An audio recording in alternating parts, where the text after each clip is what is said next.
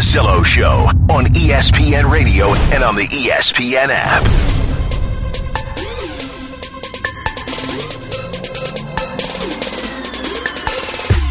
I just said it on the TV side where when it's really hot outside and somebody's like, hey, hot enough for you? And you just, shut up. Yes, I'm dying. Have you seen the weather in Tempe lately?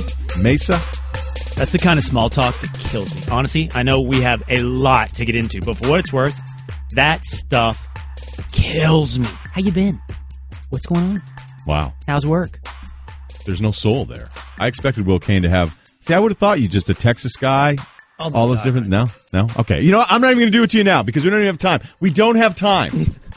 Chris Paul's been traded to the Rockets. Phil Jackson's been fired, and that's before you even had lunch. The Russillo Show with Will Cain today. It's ESPN Radio. Time for Straight Talk, brought to you by Straight Talk Wireless. Best phones, best networks, no contracts. I asked for an extra hour today. I was told no. May just do just a solo pod, wrapping this whole thing up. Maybe early August, though. I don't know. Is that for real? You asked for an extra hour? No, I didn't.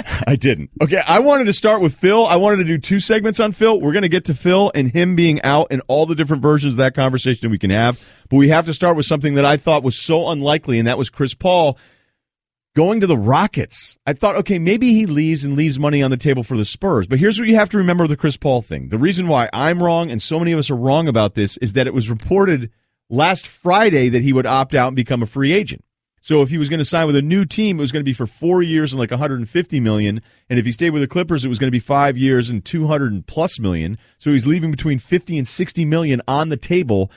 And then he would have been a free agent again with a new team at 36. He wasn't going to make that money back up. That was reported. We reported it. And I got to give Woj a ton of credit. Again, shocker. But Woj reported that Blake Griffin was opting out and becoming a free agent. And he was right. We reported that Chris Paul was going to opt out. And we were wrong. And then it was said again on Monday and Tuesday. And then guess what happens today? He opts in because he tells the Clippers he's going to go to Houston in free agency. So then it becomes a little bit of a cat and mouse game between those two. And the Clippers go, well, we don't want to lose you for nothing. So Paul goes to Houston, stays in this contract, and then he can make back all that money in another new contract where he extends it out 36 and 37 years old. So that's all the stuff that you need to understand how this thing actually came together and whether or not Paul would actually leave all that money on the table and do a new deal. The Clippers must have thought that that was the case. The Spurs now saying that they weren't interested. Jeff Goodman just said that the Spurs were like, we kicked the tires on it, but we have an old point guard. Does it matter that your old point guard isn't good anymore and Chris Paul is still great? But I think the most important thing of this, Will, is now with the Rockets and Harden and Chris Paul, what do we have as a basketball team? That's the greatest unknown left because of so many questions you just answered. You look at this trade from so many different angles, and I think you have to break it down into Clippers, Rockets, Paul. The trade from the Clippers' perspective makes a ton of sense to me because, well, lack of options. So you get Patrick Beverley, Lou Williams, a 2018 first-round pick, and what is the other player? Lou Williams. Sam Decker. Yep. Top 3 protected first-rounder, which all the people that know Daryl Morey, the GM of the Rockets, were so smart to point out. It's just him. Hey, can we throw a little top 3 on this? But the Clippers got what they could get, right? You didn't want to laugh too much at that. I appreciate that. I'm really trying to keep it in check. Yeah, that's all right. When you're not going to laugh, I'm going to button. Maybe you don't get the Daryl Morey jokes. Hit the sweet spot. Haberstroh's dying right now. Trying to hit the sweet spot. Don't first take debate Ryan. Right. Don't agree with Ryan. Right. Don't be first take Will Cain. Don't laugh too much per Randy Scott. We'll worry about these issues later. So the Clippers, I get it, man. You're put into a bind. What can I get? He's out. From the Rockets' perspective, this is a great unknown that you bring up. James Harden was unlocked last year. Like a key went in, clicked the lock open, and we saw a new James Harden. And that new James Harden, in turn, unlocked the Rockets. 41 wins to 55 wins. For James Harden, 7 assists a season to 11 assists a game. James Harden absolutely became a different player with the ball in his hands as a primary distributor. And you add Chris Paul to that? 2 guys who dribble the ball up the court, and now what? What is going to happen? I have no doubt that James Harden will flourish under Mike D'Antoni. And James Harden will be what? Spot up at the 3? Turned over to him, and he's your last-minute ditch bailout drive to the hoop? I just don't know how the two work together. The NBA rule is this, and it is that you go get the talent. If you can have Chris Paul tomorrow, you go ahead and get Chris Paul. I get it. If you're the GM of a team, and we're in agreement here, so I'm just I'm just emphasizing this again, but I think most into it NBA fans, that's the way front offices run this whole thing.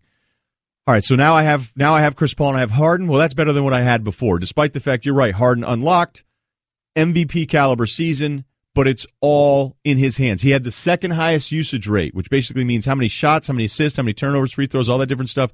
How many times per 100 possessions do you have the ball in your hands and kind of the deciding part of the possession?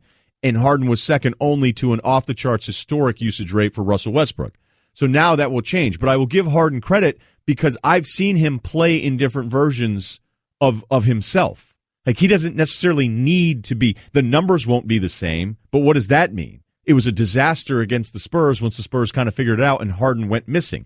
I think I'm more surprised. Like, I would never knock the Rockets, even though I feel like it's a little redundant because of how good Harden was, but they're just going to move him off the ball. Paul's going to dribble, and then these guys are still going to put up awesome numbers, and Chris Paul's still going to be great, and Harden's still going to be great. And I figure out this is a good problem to have. Right, to your point, accumulate talent, figure that out later. Right. No one did it better than the Golden State Warriors, but they are such a great just operation, what they're doing on offense, that they could plug in somebody like Durant, because Durant just doesn't need to dribble the air out of the ball the entire time. Other guys are different. Harden dribbles it a lot, but now he's just not going to because we've actually seen him do this in a lesser role before. So if he was just worried about the numbers, then maybe this would bother him. But apparently he was recruiting Chris Paul this whole time. What I can't believe is that Paul goes here and says, now I'm in a better spot. Is it wanting to get away from Doc? Is it wanting to get away from Blake Griffin? That's definitely something that Steven Jackson said on SportsCenter just earlier today. And we have this one right here. Well, to me, when I was there, I felt like DeAndre and Chris really wanted to be teammates, and they wanted to win, like, around the whole team. I kind of felt like Blake was the odd man out. I kind of felt like Blake felt like he was a little bit better than everybody else. You know, that's what I felt. Chris Paul was a guy who was the same with all his teammates. Everybody loves DeAndre. He's one of the best teammates ever. I always felt like Blake was the odd man out and kind of tried to be away from everybody and stand on his own, and you can't do that in the team. That's one reason why you won't be successful in all your teammates going different directions. You have to buy in. You have to be all on the same page, and I don't think them three was. And so, look, Ryan, I think that's the next angle, by the way, that we have to talk about today, and everyone's going to start analyzing is where does this leave the Clippers? But I want to just revisit where you started this segment for 1 minute, because when I was on First Take this morning, we were having insane hot take debates left and right. And in the middle of all of that, hot enough for you? In the middle of all of that, I see Cassidy Hubbard, who's hosting the show today, write down a note on her piece of paper and shove it towards me like, the implication is shut up, by the way. And it said, he passed you a note. It said Chris Paul traded. And you're like, what? So you're processing. So you're in the middle of everything else. Oh, I'm in the middle of arguing about Phil or something, or D Wade opting in, and Does now Vince wanting have a point. Yeah. So, and then this, and so you're processing it in real time. And here was the biggest thing that I couldn't figure out: why would Chris Paul do this? Why would Chris Paul reduce his own freedom? Because in a matter of days, he could be wide open and free to go wherever he wanted, be it the Spurs, be it the Rockets, be it wherever. And you have answered that in part because he maestroed this entire thing.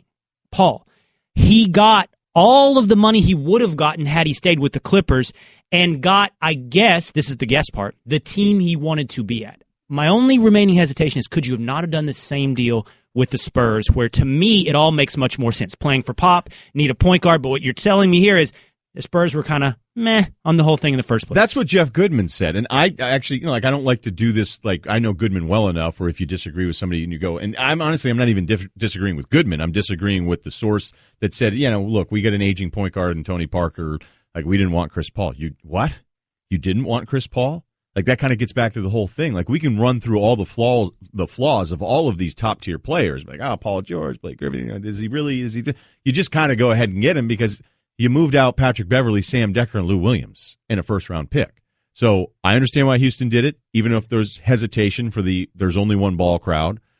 I'm shocked San Antonio wasn't more interested. So if that was the case, then I guess that wasn't even a destination for Paul to go ahead and do it. But now when you crunch through all the salary numbers, like, I would like to ask Paul, would you still really have done this if you're going to leave that much money on the table? So he takes a slight pay cut this year, but will make it back up, then an extension that he can sign this season, I believe. So that's working out for Chris Paul, and now he's with Harden. But there's one more part to this that I didn't even get to that may be the most important part, and I promise this isn't a greeny thing.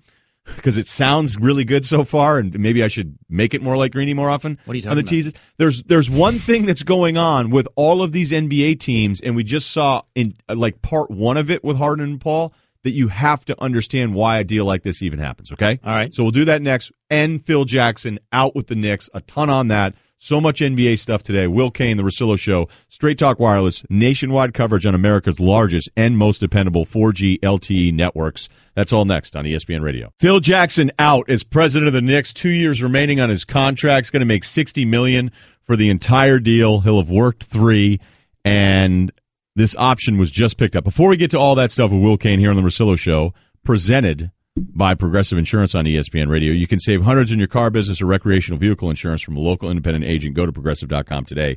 Now that's Progressive. Scheduled guest, Ramona Shelburne, on this Phil Jackson story.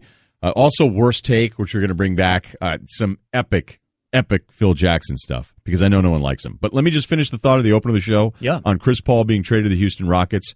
So now you have Harden and you have Paul. And I know immediately it leads to, okay, but is this team good enough to beat Golden State?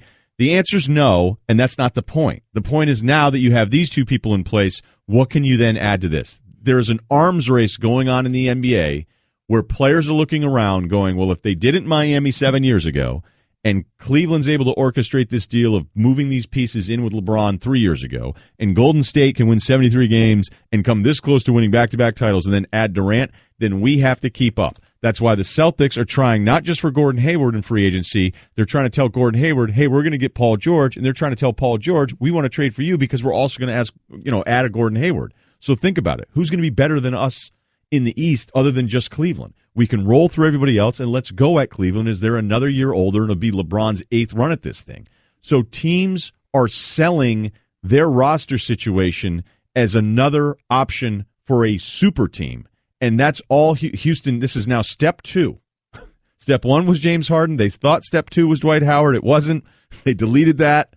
Step 2 is Chris Paul. And now you can tell the next guy that's thinking about moving, whether it's this summer, at the trade deadline, or whatever guy becomes unstable and decides he's out, Houston's now a more attractive option. So it's not about the completed construction of your roster. It's about trying to figure out how you become more enticing to the next great player that wants out. And good for the NBA. Multiple super teams, 4 or 5 super teams, to me is an answer to many things that are woeing the NBA. That is, I don't want to have the predictability of 2 teams marching through, but 4, 5 super teams? Now that's interesting. But here's my question to you. How many franchises can actually be at step 2 who can use their current star or current roster as a bargaining chip or a lure for step 2, whatever that may be, the next star? And I don't know that we can get down very far. I don't know we can list. I mean, I guess I think the over-under is probably at 5. Can you get to 5 franchises that could do what the Rockets just did? 5's probably a good number there. Portland is trying to sell their backcourt. Portland's trying to do that. The Spurs still feel like they're in play for a bunch of different things. Let's see what happens with Blake. Blake may just now say, cool, I'm good with staying in L.A. I like the whole L.A. thing, and now I'm good. We'll do more on this a little bit later. Will Cain here, The Russillo Show, reminding you can watch all 3 hours of the show on ESPN News. The Phil Jackson, the biggest debate after him being fired, it could not have been, like, what were you guys doing on TV today? Was it justified, unjustified dismissal of Phil? Like, what did you have to... Oh, we attacked it from every angle, and of course I have an unpopular opinion on this, but... well, I want to hear that unpopular opinion. Look, I just think the glee, the celebration, and the frothing at the mouth that precipitated that came first about, let's put Phil's head on a stick, pitchfork, mob, get Phil, he's the source of all of our problems, is so unfounded and so emotional and so out of place. And the Knicks find themselves today in a situation that is 0% better than they were yesterday and in the same position they were before Phil. And if you come at me and tell me about 50 wins and there was a season or 2, the Knicks were going nowhere before Phil. And the truth of the matter is, if you're going to say they're going somewhere now, it's because of Phil. It'll be Kristaps, it'll be Ntilikina, it'll be Hernan Gomez. That will be the future of the Knicks. Now, I'm not sitting here, and don't push me into Phil's the GM of the year candidate. Should he have been fired, in your opinion, today? I think the Knicks' problems are deeper than Phil Should he have Jackson. been fired? They are James Dolan. I'm not disagreeing with James Dolan being at the forefront of this thing, because it was bad with Isaiah. the Larry Brown stuff, which was Isaiah. 11 GMs. Right. 8 coaches. Donnie Walsh got bounced out. Actually, I got that backwards. Because what? Because he striked out in free agency? Like, that one doesn't make a ton of sense to me. Like, it's Donnie Walsh. Since 1999, Ryan, 4th worst record in the NBA. 8 GMs or executives. The Knicks in 11 general coaches. are one of the most overrated sports franchises in history. Like, it's just, like, what are we talking about here? A couple finals appearances? It's the New York City, man. It's basketball. It's Is New York it? City. I mean, if I could own one sports franchise, setting my heart aside, anything in the city of Dallas, I would want to own the New York Knicks because they are an underperforming, undervalued asset. But they're not undervalued. Well, if you put a winner in Madison Square Garden, that franchise value is going up. That $3.6 billion they're worth right now, that number will go up. I just don't know if he wanted the job. And that's the problem you're going to have ever getting anybody to have an open mind about Phil Jackson. Because I think there are so many people driving around right now, whatever your industry is, education, sales, medical devices, the guys from Stryker right now driving around, okay? I'll tell you what I do when I go on some affiliates or when we have our little affiliate camp here, and there's guys, like 60 years old, because nobody ever says, hey, at 60, I want to be that. You know what I mean? Like, none of us, you're 20, you're looking at me being, I don't want to be that at 40. Like, you're saying it to me. And when I look at guys that are 60, I look at a guy at the gym who's 60, and I see him eyeing me up and down, and I go, just remember when you're 60 and you see the version of you 20 years younger, he hates you, and you're going to hate you when you're 60. You're going to hate the guy that shows up to the gym. And guess what? The guy I see at 20, I hate him. And when he turns 40, he's going to hate the 20-year-old version of him. So the point that I'm trying to make here is we all get older. We all kind of try to figure out, like, the best exit. We all want to figure out the way that we're going to avoid all the things we've been worried about most of our lives. And a lot of that in our occupation is, how can I just kind of consult? What I like to do is I like to go around affiliates and just kind of check in, see how they're doing. I'm in medical sales. What I'd like to do is just maybe do a conference here or there. But what you're really saying is you want to get paid and not work. And I think that's what Phil did. And he did it publicly, and he did it for way more money than any of us will likely see. Always like to leave that caveat on there because you never know. Right? You never know. You just hit some stock. The likely part you're talking about? Yeah. I don't like to already check out on the idea that I can't make $60 million in my late 60s. Why should I just concede that, right? Right, exactly. Windhorst agrees with me, and I want out of this you to, like, is there any glimpse, is there any part of you where you're just like, maybe these people are right? Well, to me, when I was there, That's Steven Jackson. He did this job for the money. He was very happy in retirement. He was looking to be a president somewhere, but certainly not at a position like this. And he did it because they offered him so much money over 5 years that he couldn't say no. And basically what he's going to probably walk out of this with is a lot of money and a tarnished reputation. He's still going to have his 11 rings. He's still going to be one of the greatest coaches of all time. But he could go down as one of the worst executives of all time over these 3 years. I mean, with all due respect to Brian, I think that's just such hyperbolic nonsense. I mean, by the way, Stephen A. makes the same argument. I just can't remember which jobs is it you don't do for the money? Who's doing jobs not for the money? Who's volunteers? So Phil took a lot of money. And second, worst GM in the history of sports. Is that what we're going to set the terms at that? That's Isaiah was much worse with the Knicks than not even the worst Phil in that was. franchise's history. Did Stephen A. say Isaiah was better than Phil? We didn't get into Isaiah. You should try to do that to deflect how bad some of the other arguments are that you have to defend. That's what you should do. I know we got to go. I'm willing to consider that I have been a reactionary to the mob, but I do think it's the mob. But I'm willing. I'll think about it. I want to be self-aware. I'm going to think about it. I'm going to tell you why the we all do it for the money thing doesn't work here with Phil. I'll tell you why next. And Ramona Shelburne all over the story. She's going to join us. Will Cain, the Russillo Show. Get in touch with us at Russillo Show, 1-800-Flowers.com Twitter feed. All of our guests in the Shell Pennzoil Performance Line. It's ESPN Radio. Okay, Kevin, for the grand prize of $1 million, what color is the White House? I know this. 5 seconds. Oh, switching to Geico could save you a bunch of money on car insurance? Okay. Judges?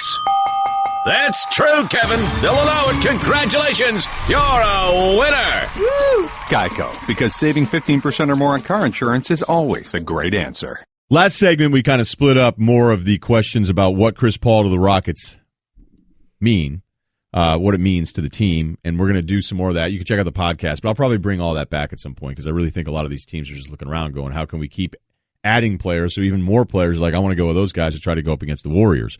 We have Will Cain with us, but when we get to the Phil Jackson topic here on the Russillo Show on ESPN Radio, you were saying, hey, who's volunteering? Phil got paid $60 million. He did it for the money. We're all doing it for the money. The real quick thing before we get to Ramona Shelburne, and hopefully she's patient enough to let me get through this for 30 seconds. It's one thing that all of us getting paid to do our jobs, but it's another thing to be competitive your entire life and then have it look as if that competitiveness is gone and you don't care that your role as the president of his team is embarrassing. Like your job is to still remain competitive. Plenty of us are in jobs where you don't have to be competitive. You just get the paycheck every 2 weeks. I'd be surprised that anybody that could be that competitive their entire lives could get to a point, and maybe this is me being 40 and not 70, could get to a point where it's like, I just don't care if we win or lose. And that's what it felt like. I can't account for your feelings. Well done. Ramona Shelburne, we'll try to get her feelings on all of this right now on the Shell Pennzoil Performance Line. Ramona, what happened here? Why now after they had picked up his option going back earlier into the season? With Phil? Are we talking Phil or Chris Paul? We're talking Phil. No, we're talking Phil first. Right? Yeah, no doubt. First, Phil, look, I think they just kind of got to the point where, like in a divorce, and you go and you cite all the irreconcilable differences and all this stuff.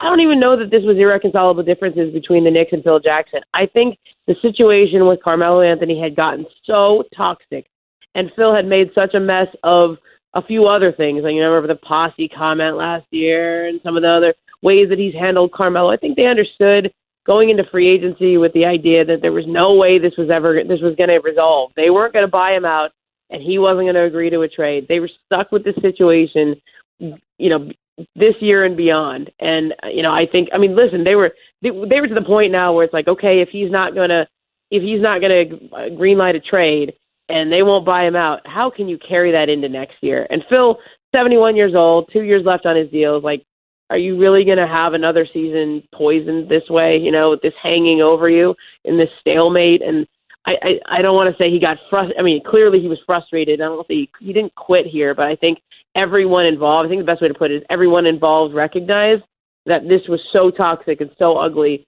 that it wasn't going to resolve in a good way. And the best thing for everyone to do is just sort of move forward. So, Ramona, one of the things I've been arguing today is that the problems preceded Phil, and they're going to be there once Phil is gone. And you had specifically enumerated one of those problems, and that's the status of Carmelo Anthony. So what happens now with Carmelo Anthony going forward?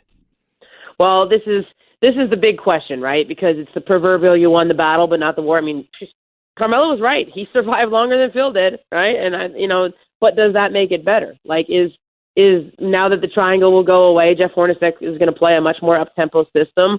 Do they have the horses for that? Do they have the personnel for that? Will Melo play better defense than he has? Do they have a different? Is the system going to matter? Is just simply removing the negativity with Phil Jackson and him going to make a difference? Is it going to lift the cloud? I don't know, but the Knicks are not going to give him a buyout. They are so dug in on that. I think the best way to put it, Will, is that I honestly think they were offended that of the idea that he would want to buy out so he could go sign and play with Cleveland. They would buy out 2 years of his contract for a team that they have an interest in, getting something back for him. I think they were upset about that. And so I don't think that none of that's changed. You've just removed one source of hostility, but none of that has changed. Let's definitely want to ask you here, Ramona Shelburne, with us on the Chris Paul thing, because it was a surprise at first because I thought he was leaving money on the table, and then it was Houston. And then when you dig through what he actually did, which people didn't expect, is that he opts in, so now he can do a 5-year extension and make that money back, essentially. But I think there's part of us that are still saying, why Houston? Why was the Houston option so much better for Paul than the others out there? Okay, so Ryan, the players run this league, right? I'm aware. I mean, this is all James Harden and Chris Paul just putting their heads together. This is like players of this level, they all know each other, talk to each other all the time. And, I think it had become, increasingly clear that Chris didn't want to be in LA anymore. Not so much that, he doesn't like LA. Of course he loves LA. But I think he got to the point where he just didn't see a path forward. And like the Clippers were a mess. I mean, they re-signed him, they re-signed Blake. They're going to lose J.J. Redick. They're going to lose Luka Mbamute. So who's starting at the 2 guard? Austin Rivers? Who's starting at the small forward? I don't know, Jamal Crawford. Like, I mean, they had no options. Like, the only options they had were to probably trade DeAndre Jordan, but that immeasurably weakens your team. So I think Chris looked at that and said, okay, none of this is going to work. And, you know, where else can I go? But as you mentioned, as you look at the Houston, what he actually did by opting in, he's not really leaving that much on the table. And if he goes and does the 5-year deal there next year, what he's doing is postponing that. And I think for the Clippers, man, it seems like a lot to trade Chris Paul, but the fact they got anything for him and what they got back is actually okay. I mean, you got a great defensive player in Patrick Beverley. You get a first-round pick, which it's probably not going to be a great first-round pick because Houston's going to be good, but they get, you know, Sam Decker. They get, you know, a bunch of, like, I think them getting something for him is they give him something to work with. And that's so much better than losing him for nothing. And not to mention paying him $40 million when he's 37 or 38 years old. Okay, Ramona, so players run this league. Who's Blake's friends with then? Where's Blake going? What's going to happen with Blake? And this is the other domino. You know, I think if the Clippers offer Blake a 5-year deal, he's probably going to just stay right where he is. He's happy in L.A. And, you know, we talk about we're now talking about New York, like who won? Well, Carmelo was the last one standing. Blake's the last one standing, and he was actually the first one there. People forget that he was there before Chris was there. He's younger. I know he has an injury history. I know, you know, there's issues they have to consider in deciding what they want to do with it. Do they do a sign and trade? Do they do a deal like what they just did with Chris Paul? Right. Same thing for J.J. Redick. I think J.J. was as good as gone heading into this. But now, does he stay in L.A. now that things have changed? It's really the implications of this domino-wise are really interesting. But I know with Blake, a lot of teams now think they have a much better chance at him because Chris is gone. And that may not actually be the case. I think this might actually make him more likely to stay. I think that's a really good assumption there. Although my assumption was that Chris Paul wouldn't go to Houston, but then once I figured out he was getting all his money eventually anyway, and if he and Harden are that tight, it's weird how that can work. Thanks so much, Ramona. You're the best. Appreciate it. All right, you got it. Ramona Shelburne again on the Shell Pennzoil Performance Line. Get instant gold status at Shell. Join the Fuel Rewards program now at fuelrewards.com/gold. So we still have a ton of Phil stuff. We have a lot more on the super team construction that is happening in front of us, or at least an attempt to.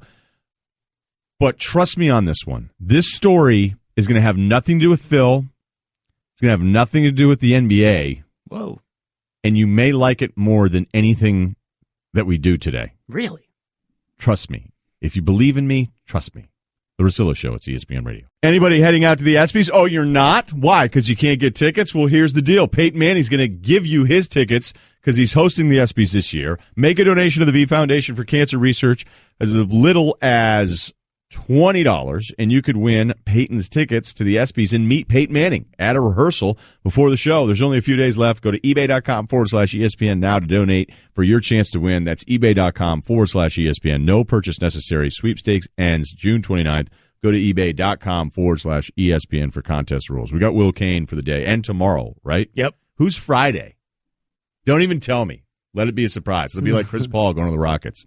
So we know Chris Paul's with the Rockets. We'll touch on that and the Phil Jackson stuff. That's almost the entire show. So allow me just this sliver. I may do life advice today too, but whatever. This sliver of telling you a story. Have I talked to you about Outsider Mike before? Well, I know Outsider Mike. You know him. He works here in radio. Yep. Used to work on the show with Van Pelt and I forever. We really didn't talk to him for almost a year. And then I just said to him, like, what's your problem? And he said, I felt like an outsider. He never would talk to me. And then I named him Outsider Mike. And then now he's kind of Mikey C, and he's on with Stu and Golick Jr. on Weekend Observations on Sunday mornings. And I blew off my hit this Sunday. I'm sorry. You were supposed to be on the show and you blew it off? Yeah, it's just 8:30 and the silence thing was on. I didn't even see it ring. And then I looked back and it was 9 o'clock. The show was over. Oh, man. As a guy who had a weekend show, just let me tell you. It's the worst. I hate you right now. Hey, look, I was there. But yeah, that's on me. But it wasn't a big deal. Stu Gatz didn't really care because they would rather talk to Mikey C and make fun of him. So Mikey C has this thing, Outsider again, I'm just going to call him that, where he'd really love to be more famous. It's really like it's it's like a drug for him. So when he was on Van Pelt and I started getting a little bit more shine, he started telling stories, and people were like, man, this guy's great. Like, he decided to launch his own TV channel. I don't know how that's going. And then as soon as he was off the show, it just flatlined. Like, I don't think anyone hit the follow button for like 2 years on the guy. And it was kind of driving him crazy because he felt like an artist that was sort of being ignored. Right. Right? Like, wait a minute, I was on the cusp of something great. Right. And now I'm not. Okay. Right? Yes. So I think it's accurate to describe him as somebody that is thirsting for this recognition, and he thinks a lot of the stuff that he does is probably beneath him. I'm just going to say it. I'm just going to say it. So Stugatz loves him, obviously, if you listen to Stu with Dan. Like, loves him. Like, who is this guy? And, he's told us all sorts of stories. They're incredible. Well, he's now throwing out the first pitch tonight for the Hartford Yard Goats. Real double-A baseball, okay? And he did it because he basically got people to retweet, and then as soon as he saw the promo for it, Will, he was upset that the font was a little too small, but he let it ride. They've made this 30 for 30 for him. This is Jerry who made this. This guy, Jerry, in our department's like, this is really great work on his part. I didn't know him that well. He was out of breath when the Barstool guys were here. He was so excited. But this is incredible what he did here. So here's your little promo for Mikey C. Day. He smokes.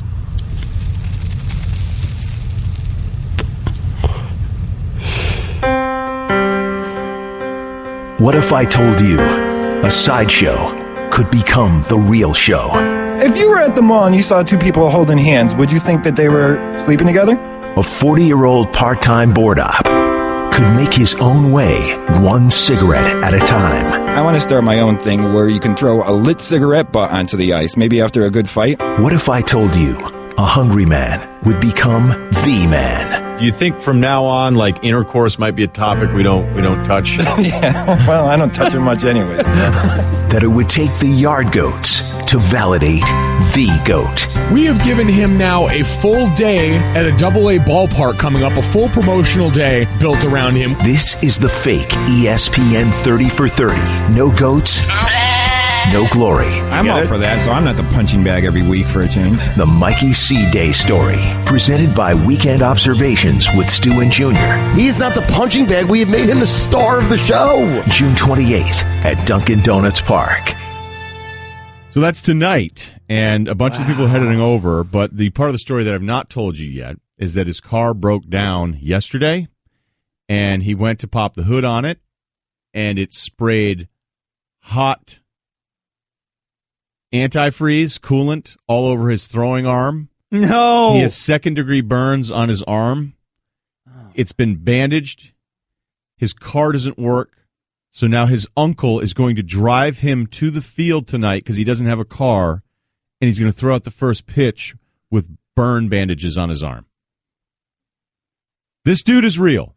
And I know on one of the busiest NBA days ever, I cut out a 6-minute sliver of my show to talk about this, but I think everybody's better because of it. So Mikey C. is playing hurt tonight. Yeah, he is. He's been playing hurt for a while, but He's playing hurt, driven by his uncle to have his day. dropped off.